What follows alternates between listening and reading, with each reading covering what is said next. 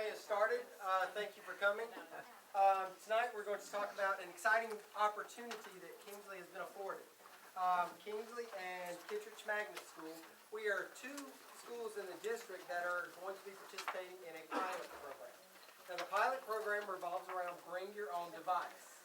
The Bring Your Own Device program will basically allow us to leverage resources that we have at school, as well as leverage some resources that our students already have at home and that they're comfortable with. So what we want to talk about tonight is why this is beneficial to Kingsley and why it's a good idea for us to participate in this program. What we're going to talk about tonight is I want to go over some key facts that are important for us to realize as we move forward in this pilot. I also want to discuss why are we interested in a Bring Your Own Device program. We are going to do some talking about networks and security, some cyber safety for our students, student ownership, some changes in media literacy, and I know that you are going to have a lot of questions. What I would ask, though, is that you keep your questions to the end. Use your handouts to write your questions down, because a lot of the questions you may have we will probably cover during the presentation, because I've sat through the presentation at Kittredge, so I've tried to anticipate some of the questions that you may have based on the questions those parents have. And we try to answer a lot of them in the presentation. If you need a pen, I've got some pens up here at the front that I can give out to you. Now the first thing I want to say is this presentation is specifically geared for parents. A lot of teachers are here because they are supporting this program, and this is something that will affect them. We're going to talk with teachers how it affects teachers as we move closer to implementation.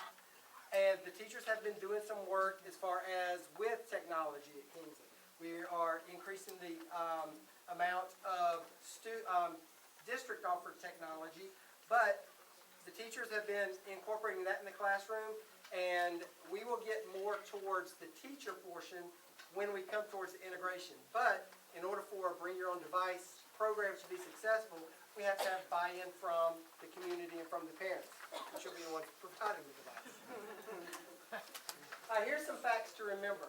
The number one thing, technology is just a tool. Technology is just like crayons and scissors. It does not replace solid teaching. It is just a tool that we are going to use. The computer is not going to teach our students. Our teachers are going to teach our students. Our teachers are just going to use technology as a tool. Technology will allow us to extend our reach. You know, everyone knows that in the past few years with budget cuts and things like this, we've suffered some resource shortages in the educational sector. Technology will allow us to overcome some of those shortfalls. Students who are actively engaged always achieve more. And most of you probably know at home, while still trying to limit screen time, you know that our students are automatically actively engaged in any type of technological resource. And we want to capitalize on that also. We are going to also monitor screen time just like you do at home. The devices will only be used with a purpose. When a teacher has a project or when a teacher has a specific task that they want the students to perform, that's when the technology will be utilized. It's not going to be a free-for-all where we have iPads and whatever other technology students bring. We're not just going to have them out all the time. Monitoring is key. Our teachers are monitoring what's going on. We're going to talk a little bit about network monitoring to make sure that our students are safe as they are leveraging some of these technologies. We're going to talk about some of the research that's already been done. We are not the first people to try this. There are working models of Bring Your Own Device programs going on, some very close to us. Forsyth County, which is a county just on the other side of Fulton, they're already using this program, and it's been successful. They've been doing it 5 or 6 years. So not only do we have a working model close to us that we can draw from, there is evidence that shows this is a beneficial program. And also, it's important to know that we already have most of these systems in place. We already have iPads that are here. Our students are already using iPads. So it's not like we're recreating the wheel. All we're doing is leveraging the iPads we have along with technologies that the students can bring from home and that they're already comfortable with. Instead of us having to teach them to use the iPad, if they're an Android user at home or if they have their own touch, it's something they're already familiar with. So it helps us go ahead and transition into teaching the task than having to teach the actual functionality of whatever program we have. So why do we want to do Bring Your Own Device? When we look at what our vision is that we actively engage students in the learning process so that they achieve at their highest levels possible. You know, we believe that all students can learn. We believe that, you know, all students learn in different ways and at their own time.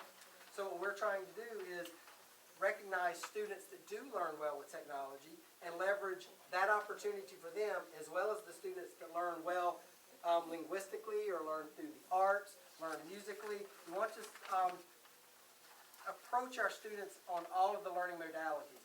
And technology is one of those big ones. Digital natives. These students are digital natives. If you're familiar, well, Mark Prinsky is a researcher who does a lot of research on digital immigrants and digital natives. We are digital immigrants. We were not brought up in the digital age. Everything that we know about computers, we had to take our time to learn.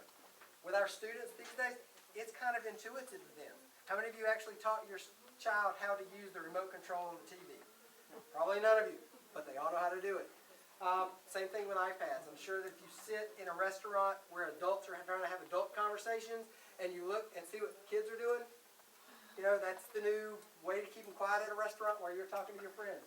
And these are things that we don't have to teach our kids because they're digital natives. You know, what is the classroom impact? For our kids with classroom impact, the teachers can tell you that there are a lot of different programs, different websites, different ways that we reach our children through technology. Technology also allows us to reach our students on a one-to-one basis. We may not be actually touching the students while we work with other students, but they can learn at their own pace. You know, there are a lot of you have already experienced some IXL, ScoopPad. There's a lot of those type of programs that when our students are ready for enrichment, we have things in place to provide that enrichment. And this will be another way for them to have continuous access to that. Project-based learning, STEM, and school-wide enrichment model. A lot of you are already familiar with what we're doing on Fridays. Fridays in our specialist programs, our specialist teachers, art, music, PE, and media specialists, they're now offering electives for our kids. They're not just participating in the curriculum for those subject areas. I know that Miss Agee is having our students make paper in one of the classes that she offers, which goes along with science. They're doing that physical transformation. They're looking at that chemical. Mr. Abreu is offering some different technology classes where students are actually composing music. Miss Agee is also, Miss Keel is having our students do things with journalism, to where they're using other types of digital media to create paper, well, not the same kind of paper Miss Agee's created, but like a newspaper and articles, which goes along with our writing. So there's a lot of different things that our students are already participating in. One exciting thing that we're going to be doing second semester is that we are going to have on Fridays offer our students additional offerings. It's going to be called Genius Hour. It's going to model what they're doing at Kittredge. Kittredge has a certain time to where they're offering their students electives. We're finding out what interests our students have and how we can align those interests in the areas of science, technology, art, and engineering and math. Well, it's engineering, art, then math, STEAM. So we're looking for ways to leverage our seat time with what our students are looking for in the future. I'm sure a lot of you have heard about the STEM initiative. You know, our students, when we're getting them college or career ready, they're really pursuing those careers that involve the science, technology, engineering, and math. So we're going to leverage some of that with our project-based learning and our school-wide enrichment model. Right now, our gifted students have a lot of access to some of those enrichment classes. But we believe that all of our students should be enriched. So we're going to look for ways to support the curriculum while giving them those enrichment opportunities. And we're going to do that through our Genius Hour. And you'll find out more about Genius Hour, but the Bring Your Own Device ties in perfectly with that because it gives our students a broader offering of things to do. One of the things I'm going to personally offer in Genius Hour is digital storytelling. That goes along with our writing, but it has that technology component, and it's something that's actively engaged students. Most students aren't actively engaged in the writing process. Writing is boring. But when you start putting in that technology component to where a student is creating a movie and they're writing a script and they're storyboarding, which is your rough draft, your pre-writing, all of that stuff, same process, but you get a different product, but they go through the same process. One thing that you will need to do as a parent is do a personal risk analysis. As we go through and we start talking about bringing your own device, there is a risk that you will run. You know, you're sending a device to school. I will tell you that we are not in the position to replace broken devices. We're not in a position to replace lost devices.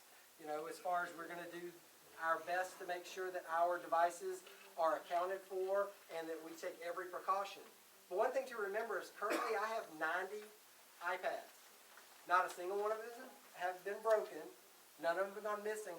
And our students have really taken ownership. They realize that this is a resource that they get to use other than a paper and pencil. So they really take ownership of it and they take care of it.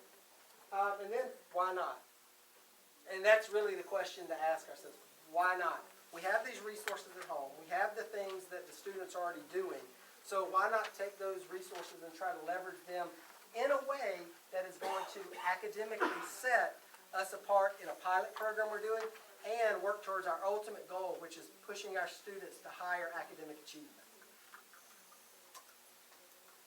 So let's look at network security. One of the big concerns is, well, I just don't want my student going to anything on the internet. There are certain guidelines. Anytime a school gets funding, there are certain federal guidelines that normally come along with that money. One of the federal guidelines that come along with some of the money we receive from the federal government when it comes to communication is we have to have a net nanny in place. We currently have a net nanny in place. It's called Lightspeed. And what it does is it filters out websites that are deemed inappropriate for our students to view.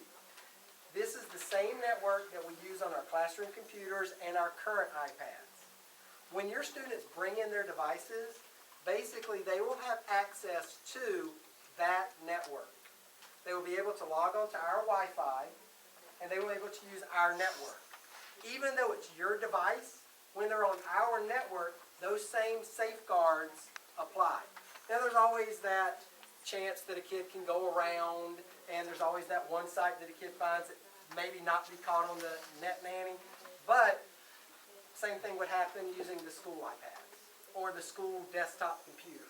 But the district has done a great job of, their due diligence in making sure that all those inappropriate sites have been blocked for our students and they don't have access to them. We're also looking into monitoring software. Now, the monitoring software will be that if you've got a device that can access the network, like your cellular phone network or anything like that, there are some monitoring devices that will let us know when a student goes off our network. And we're immediately notified and we can track what that student's doing off our network. Now, off our network, we will not be able to actually see what websites they go to. It'll just let us know that they're off our network. And when you're attached to our network, none of the personal information that may be on your device is accessible to us. The only thing we will see when you're on our network are the sites you visit, and those will be blocked by our net nanny. So if you do personal banking on your iPad and your student may bring it for a project, we will not be able to access any of that. That's not how our network works. Our network will only be able to see what they access on the internet while they're at school. Once they leave school and they're no longer on our network, we have no idea what's going on the iPad. So if it's a shared device with parents or shared device with siblings, the only access we have is to Wi-Fi sites that the students access while they're on our network. Students will also have a login. We are working with our technology department to have a portal that our students will access. Right now, our students have passwords for IXL, they have passwords for ScoopPad, they have passwords for AR, they have passwords for STAR. They have a plethora of passwords for a first grader to remember. We're working with our technology department, and this is Ken, what's your name? Marshall. This is Mr. Marshall, Kenneth Marshall from our technology department. He's here to answer any question we may have at the end. But we're currently working with our technology department to create a portal. And all of the sites your student needs to access, they will have a one log-on portal. They will log on, they'll be able to access that portal, and just go to IXL. Just go to ScoopPad. Just go to all of the programs that we're currently using, or the programs we will use to support your students. What? We do that for us. I'm going to need for you to ask Mr. Marshall that question during question time. So we are taking steps to make sure that the network is secure. That's just the part to make sure your students are able to access anything that may be inappropriate. The next thing is cyber safety and student ownership. We are going to make sure that we discuss through our counseling, through our media program. Cyber citizenship is going to be one of the areas that is going to become huge for us. Because although we kind of discuss it now, due to the fact that we don't have the same parameters with a bring your own device, we are going to go more into cyber citizenship. Right now we have the basic talk of don't share your information with people online, how to stay safe and things like that. But we're really going to go into not other people's work online. How do we respond to other people online? How do we do a lot of those things? And there's a whole course that we are going to implement through our media literacy program and through our counseling. Because right now I'm sure that you hear on the news, not every day, but you hear it way more than we would like to, about a child that's been cyberbullied and what happens in there. And that's something that we have to start addressing at the school level. And since we're going to be including the devices at school, we're also going to be including that into our counseling program. Now, the one thing that is very important is student ownership. You could ask any teacher how the students respond when we give them a device, or look at the devices they keep up with at home.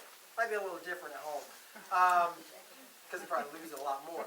But in the classroom, they realize that these are resources that it is a privilege to use the iPads. When Ms. Lips gives her students the iPad, they care for that iPad. They make sure they carry it with two hands. When they turn in those iPads, we do not have iPads that are missing. We don't have iPads that are dropped. When we talk about ownership, we're not talking about own it, it's mine, but we're talking about them taking personal pride and them owning what they're doing with it. They're owning their responsibility. We will be implementing an acceptable use policy. We're going to have guidelines for our students as far as what we do with the iPads. We'll have an agreement with students, and we will have an agreement with parents. Right now, when they use our devices, we have an agreement. At the beginning of the year, when you get the student handbook, there is an acceptable use policy already in your manual. So these are already things that we have in place. We're just going to extend them to the pilot program to devices that come in. But I know one of the biggest questions the parents had is sending their devices. How will they be treated? Can I trust my student, number one, to bring it, and will it make it home safely? And I can tell you that I've had personal experience with a Bring Your Own Device program. At my school previously, we did a Bring Your Own Device program. They brought e-readers in, and I can tell you that in 2 years, we only had one go missing.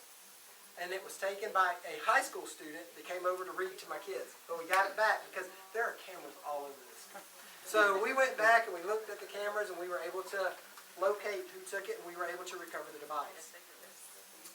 But our students really do take responsibility, and they really do take care of the devices when they're in here at school. Media literacy.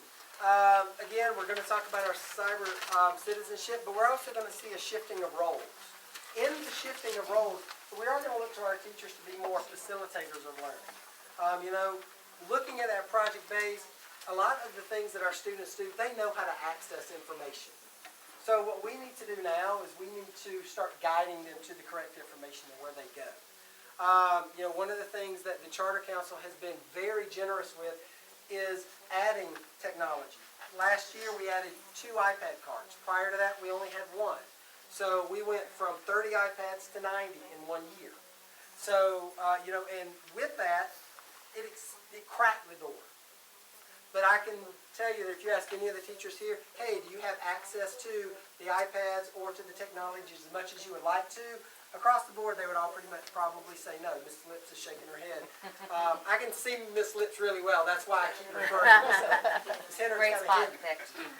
But, by leveraging this, if only 15% of the class or 25% is able to bring their own devices, and then we're able to leverage what the school has, then, we're able to broaden our offerings. And in a minute, I'm going to go over some of the projects that we have planned. But it really does help us leverage that. And in the changing of roles, it is going to make our teachers more of a facilitator of what we're doing, where we're going, and how to access some of these things. Device registration. When our students come in, again, they will register their device on our wireless network. That is the only way they're going to wire it. We are looking at certain programs that will allow our students to log in easily using their student number and a password. But when they register those devices on our network, we're really going to make sure that they stay within the guidelines that we set. Kenneth Marshall? Mr. Marshall, he'll talk a little bit in a second if you have questions about how we're going to register those devices. But one of the questions that did come up a lot is what we have access to. And, we know that devices are sensitive, and we know that a lot of people are concerned about their privacy, and especially with, identity theft and things like that. So we are taking steps to make sure that none of that information is shared, none of that can be accessed through the school either. Now there are some logistics that we have to look at. We've got our school-owned devices, and those school-owned devices, we make sure that they're charged, we have charging stations, we make sure that there are certain apps. We will not place any apps on your devices. Teachers may request that you download apps, but most of the apps we use here at school are free apps. We are looking into making some bulk purchase apps, so there'll be some that we use, but we will never have your students put an app on your machine. We may send something home saying when the student brings it in, could you please download this app? So they won't need to know your Apple password. They're not going to go in and, buy Clash of Clans or whatever. So you're not going to have to give them any type of access to that. But the apps that we use, they'll be pretty general so that your students can use them. I know that some of the apps that we use right now allow our students to create products, and that's what we're really looking for. We're looking for how can our students take the information they have and use it to solve real-world problems, to create things that show what they know. Instead of them just continually reciting information that we put in them, we want them to take the information like they would in the real world and use some of that information to create things. We will have a system worked out. We're working on it currently to where we'll be able to delineate the devices. We'll, of course, have parents. We'll come up with a way for them to identify their devices.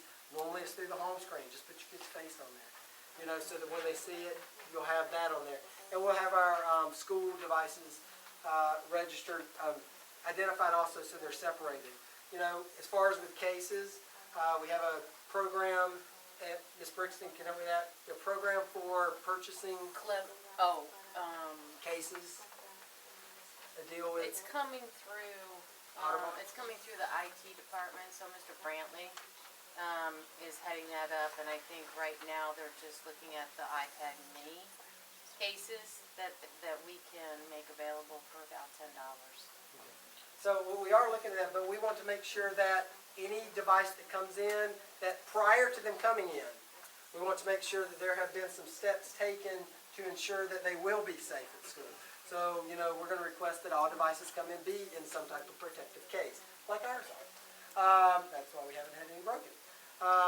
But, we'll work with that. And, with the pilot program, communication is gonna be key.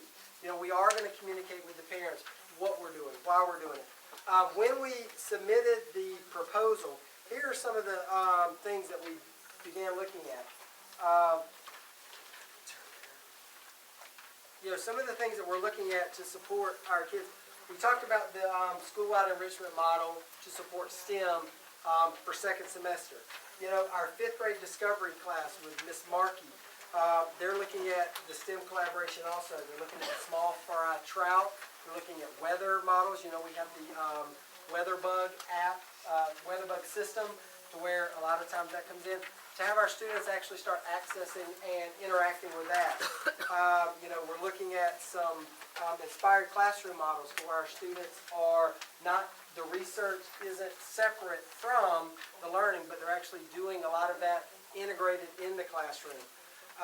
We've got a technology cohort of teachers that we've talked to some teachers, and they're looking specifically to transform some of their units into technology-based integrated units. So you'll start seeing some of that come out. A 4th grade science, they do a meteorology lesson. We're going to borrow some resources from Kittredge where they tracked a lot of the hurricanes, and I think that they tracked the weather, and they use that, and they've got a really good lesson that the principal of Kittredge shared with me that we're going to integrate into our 4th grade. So in art, Miss Agee is actually taking STEM and she's bending it into STEAM to where she's incorporating some of the arts into that, because research shows that students who are integrated with arts also achieve at higher levels. 5th grade social studies, we're going to be doing some things with the Civil War to where our students are going to use certain apps like Movie Maker to tell the first-hand account of a immigrant coming to Ellis Island or a Civil War character, whether they're a soldier, whether they're a general, whether they're one of the people, what is the word I'm looking for? Whether they're one of the figures of the Civil War, General Lee, things like that. But we're really going to have our students take the ownership of that, and it's going to allow us to do some of that. Mr. Abreu has already started doing it in his music class. You've started using GarageBand to have the students compose music. So we're already doing a lot of that, but again, crack the door. This will allow us to widen that door and also to close some of that achievement gap. One of the concerns that, one of the reasons that Kingsley is participating in that is because we do differ from Kittredge. Kittredge has a certain population, and we have a completely different population. Our population is a diverse population. So we are a blueprint for more DeKalb schools. More DeKalb schools look like us than look like Kittredge. So one of the things that helps us is we pilot it for other schools to follow. So we're really invested in making sure that this pilot is a successful pilot. And what we're looking for is one thing. We want to know how it's going to affect the academic success of our kids and how it's going to increase their exposure to things that they may not be exposed to outside of the walls of school. We want to make sure that we are directing them, that we are enriching, not just, we're teaching them the standards, but we also want to enrich and make sure that they are experiencing so that when they leave us, whether they go, when they go to Peachtree, that they're prepared. And that preparation for college and career starts in kindergarten and 1st grade. And we want to make sure that we give our students all the tools they need to go to the next step prepared.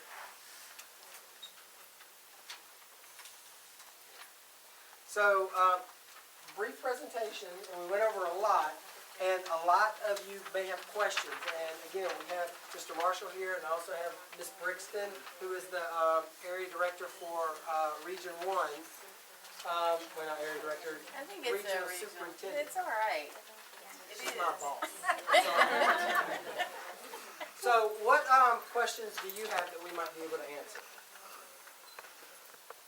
Yes, ma'am. Where will devices during the school day? Okay, during the school day, when they're not being used, they will either keep them in their bag or we will have a designated area in the classroom. It really depends on the amount of devices that come in. We have an iPad cart, and normally that cart sits, on the side, and, if there's a few devices, we can put them on top of the device, or the students can leave them in their bags. That's kind of one of those things that we will have to discuss. Right now, our teachers manage different, when they bring in different things. That'll be something we'll talk with our teachers to see what's most comfortable for them. Whether we keep them in the bag or whether we take them all so that we can take care of them. Part of the thing with taking them is, making sure that they make it back in that bag at the end of the day. But that's going to be a shift for our teachers because right now that's not something we deal with on a daily basis. But, one of the things, because it is a pilot program, is when we come up with things like that, having procedures in place to where those procedures happen on a daily basis. I can imagine in a ideal situation, I would see the students coming in and checking their devices in the morning, making sure they're on the network, placing them in place so that the teacher can check them out. Currently we have a system in place where the teachers check out the iPads that we have in the carts. I imagine that we'd use a very similar process. Yes, ma'am. So can the kids, when they come home and they're all excited about what they've done in class, can they show us at home? Or are some of the, I know some of the apps that you said are free that they may have on the device, will have at home, but other things that they do in school, will they, because they're not on the network here at school, will they be able to show us at home? Again, it would depend on the app. Anything that's saved on your actual device, they would be able to share that at home. Now, through the Clever, that's the name of the portal, through that portal, as we're sharing, there are certain things with licenses where you can buy a certain amount, and as they go on, 50 of them can use it at a time. I'll be honest with you, I don't know the answer for that. Do you? Once again, it will depend upon the app. I do know through the, sorry, I missed it. I do know through some of the apps that will be available through Clever, the web apps, stuff would be saved online, so therefore they would be able to access it. Okay. But once again, it will depend on the app, so I'm not 100% sure. Okay. But, again, it will allow the students to work on it at school, take it home, and most of them will probably be on apps that will be available. And plus, as a parent, if you know that they're going to use an app at school, you have the option to, if that's something you want to do, purchase the app for their device that they can continue to use at home and things like Or that. just show us what they're doing, Yeah. because they'll get excited. Are you guys going to be favoring the Apple over the Android? Are the apps going to cross platforms, be comparable? How are you going to manage that? Through most of the apps are web-based, so honestly, it won't matter whether it's iOS or whether it's Android.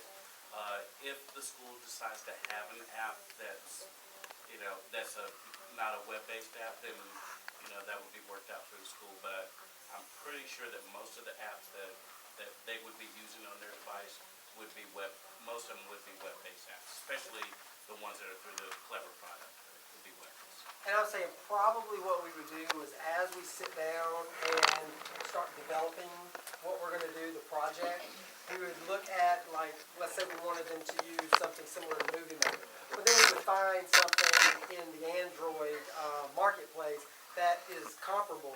And, say if Android get this. Now, there does come a limit to where we can't research every possible device that you could bring. But, we can say, okay, we're going to use Movie Maker. If you've got something that's comparable to Movie Maker on your platform, whatever that is, get that. And we can kind of roll with that. But, because the goal isn't that we just use Movie Maker. The goal is going to be that we have a digital story at the end, no matter what we use. So, if they use a laptop, we may use Movie Maker, may use iMovie, may use Story, Photo Story. There's a lot of things that do the same thing, even if it's not the same name. So we'll kind of keep all that. I'll be right back.